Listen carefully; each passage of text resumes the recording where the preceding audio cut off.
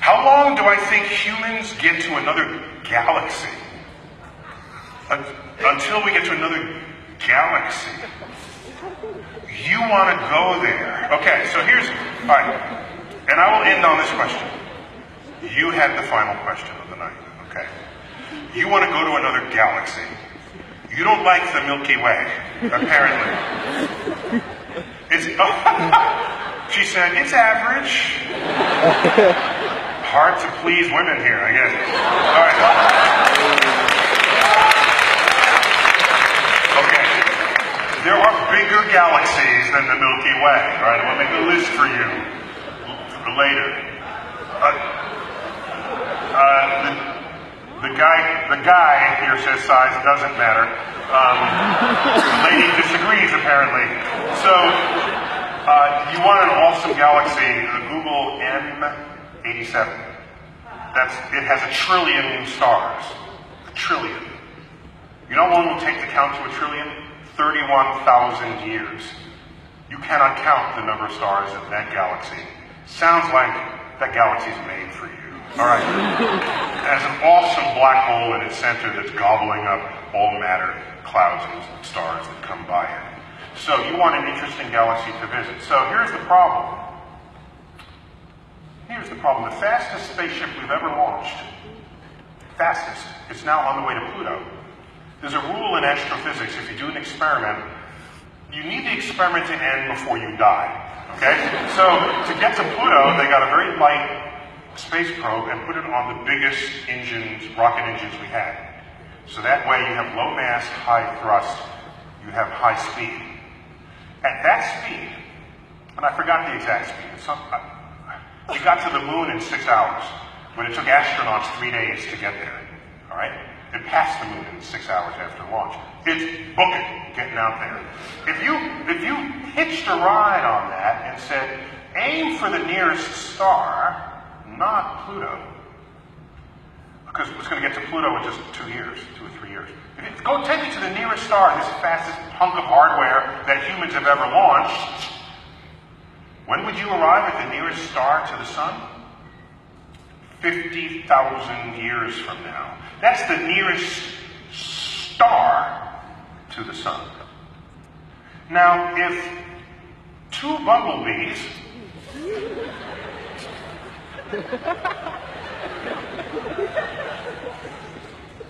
that's really too obscure. I'm not going to use my bumblebee.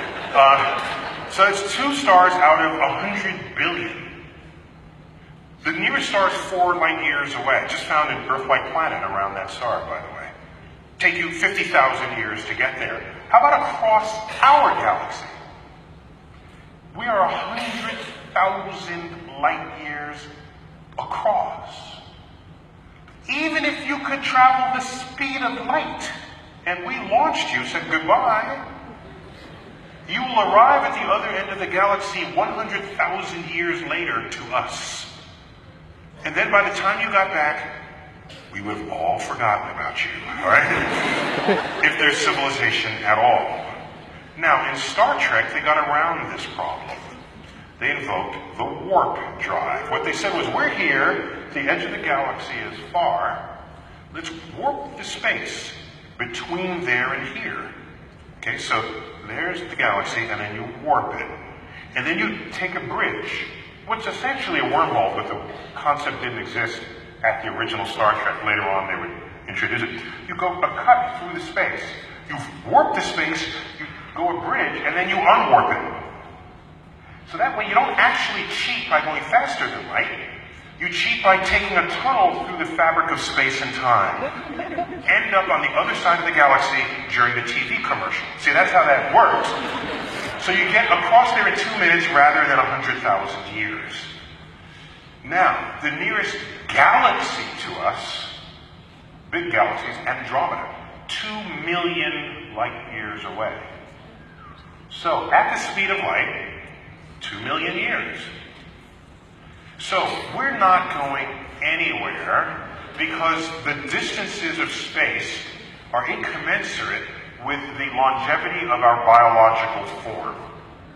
So either we find a new understanding of the fabric of space-time, or you give up this dream of marrying a big galaxy, okay? And I'll leave you with the following consideration.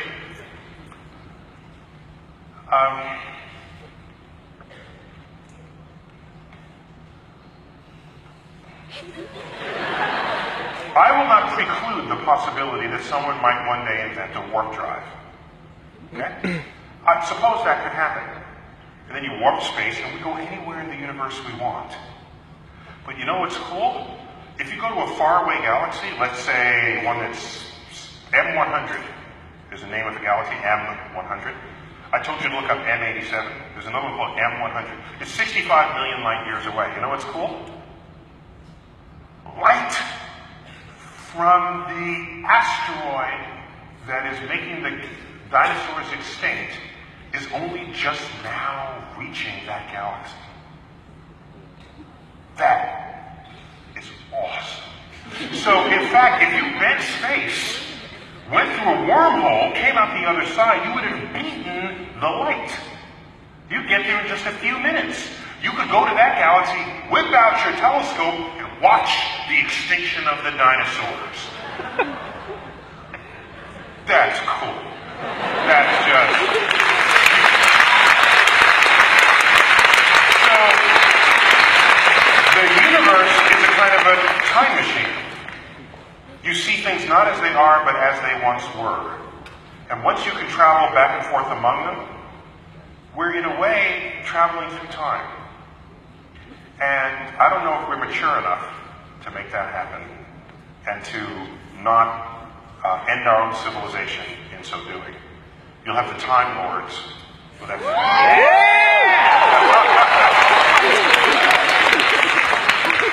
There are Hoovians.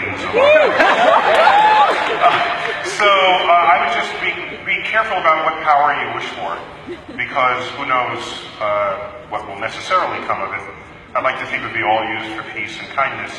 But there are people say, we want peaceful use of space. In space, I don't want any wars. And I think this is completely unrealistic, in fact, immature. I think there'll be plenty of wars in space. You know why?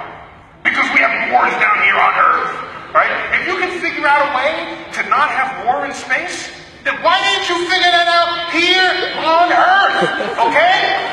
Why do you have to go to space to not kill each other? Do that here. Then I'll have confidence that we can go in space and you can find whatever galaxy you want. Thank you all.